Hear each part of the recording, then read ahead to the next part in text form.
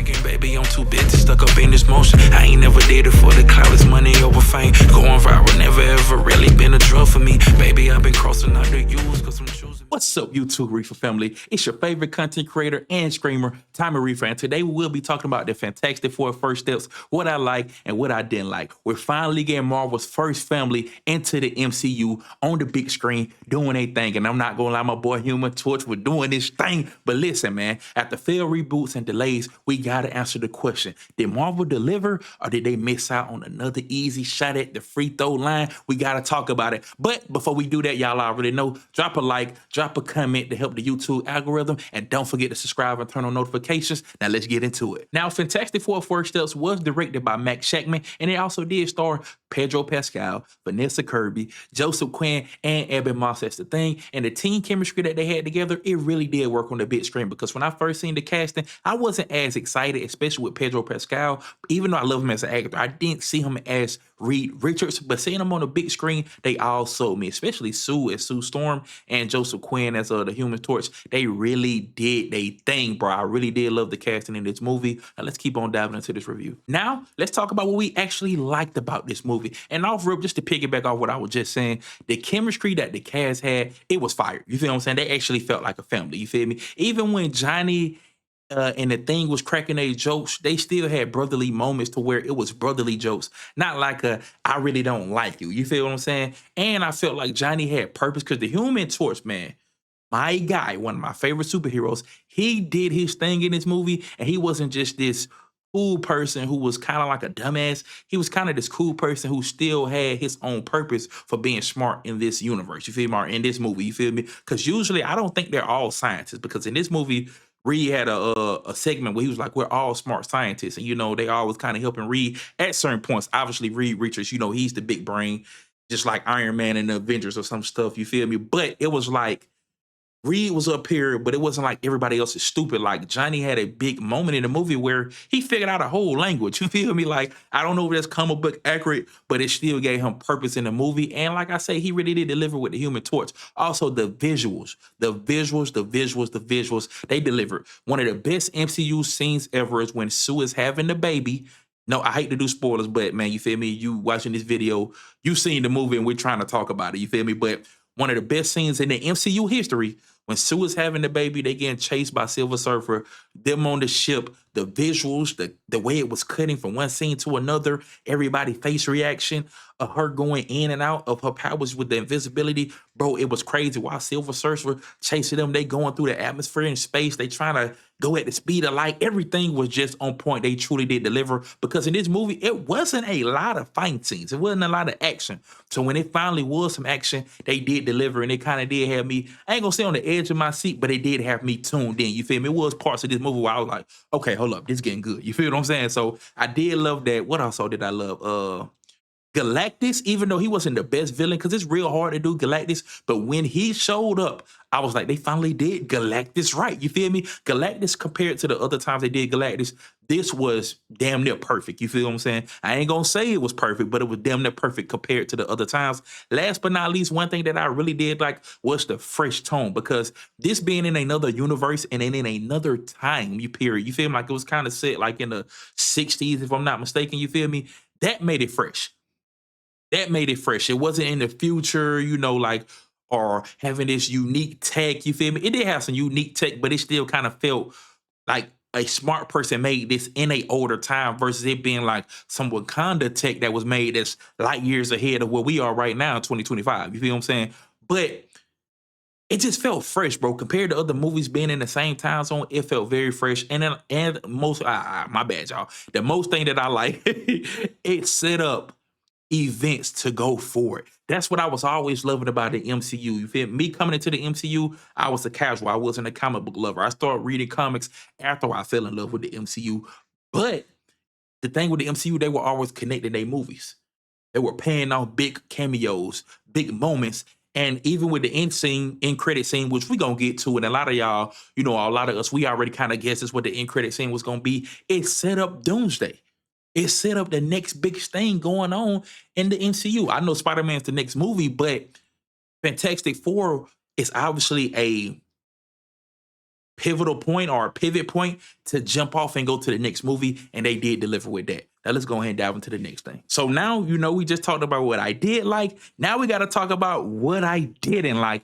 And off rip, the pace to start the movie, it was kind of slow and fast at the same time. It was like they was turning up the knob and they didn't really know which area to go. You feel what I'm saying? When I watched Superman, I hate to compare, but when I watched Superman, it already started with him being Superman. The pace stayed the same throughout the whole movie. You feel me? It felt like it stayed in the same setting. It had to hit a certain point in the movie to where I had to kind of understand where the movie was going and to where I could understand, all right, we're in present day. This the Fantastic Four. This is what the problem is. This is what the movie is going to be. When it first started, it was kind of all over the place. I know they weren't doing the origin story. That's probably why, but it did something I kind of didn't like. It didn't start off smooth. You feel what I'm saying? Let me say it like that. It didn't start off smooth. And the biggest thing I didn't like about the movie, even though I did like Galactus, I did like the Silver Surfer, this movie didn't have that legendary villain.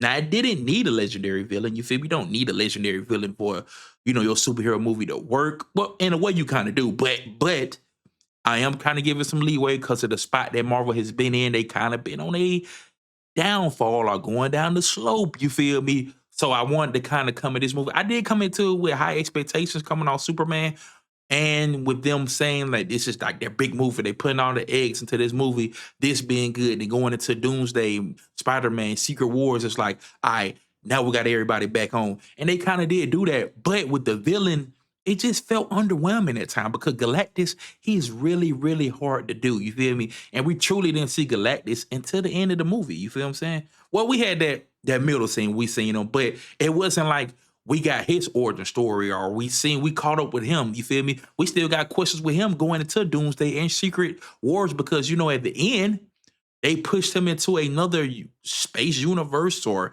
deeper in space. So he isn't dead. They didn't kill Galactus. You feel what I'm saying? So let that be known. Also with Silver Surfer, I wanted more Silver Surfer. Obviously, knowing that Galactus is hard to do, I wanted more Silver Surfer. I wanted more of her. I wanted more of her origin. We did get her origin, but I wanted more of her because I think that version of the Silver Surfer, I do think she date the male version of the Silver Surfer. So correct me if I'm wrong in the comments. Let me know. I'm not the biggest comic book fan, but y'all let me know that. But I did want more of the Silver Surfer. You feel me? I feel like it's a lot more unique things we could have got with Silver Surfer. And a lot of people was asking, why didn't we get to watch her? We've been getting it in What If, back to back to back to back. Some of these animated shows, we've been getting to watch her a lot. We finally thought we was going to get them in this Fantastic Four movie. That would have been a nice big cameo. That wasn't one of those cameos that takes over the moment where it's too small, but the cameo is so big, people still like, oh man, such and such was in the movie, like when Gambit was in Deadpool and Wolverine, but it was only for a short time period. You feel what I'm saying? We still kind of wanted that. I guess we were spoiled with that. But also, what I would say I didn't like is that's the only thing I don't like. Off the top of my head, that's the only thing I don't like. I would have to sit here and think real deep. You feel me? It was just the underwhelming villains because, Galactus is hard to do, but I wanted more Silver Surfer. And the start of the movie, it wasn't as smooth as I wanted it. So it isn't too many bad things I got to say about this movie, at least off rip or initially. You feel me? So let's go ahead and keep this review going. You feel me? But yeah, let me think. Yeah, that's all I had to say. And now what you guys have been waiting for, the final verdict or the Reefer review. It's Fantastic Four worth it? 100% yes, I recommend you guys go see it. Now, if I had to rate it on a scale 1 out of 10, at best, I would rate it an 8 out of 10. That's me playing it safe so I can still have some wiggle room in case I want to move it up or move it down an inch. But I really did enjoy this movie. So like I said, I highly recommend you go see it and go see it in theaters. Go support the movies that we actually like so they can perform well. And then Marvel knows, okay, they like this, we can go off that. And like I was saying in my short, with Marvel doing good and DC putting out good product, not that they have to battle each other, but it gives us the best of both worlds, you feel me, to where they can motivate each other outside of directly motivating each other, but like, hey, they over there putting out good content. We got to put out good content, good movies. We got to do our thing, you feel me? That gives them motivation outside of just money, even though, big companies, big corporations, of course they want the money. Don't get me wrong with that.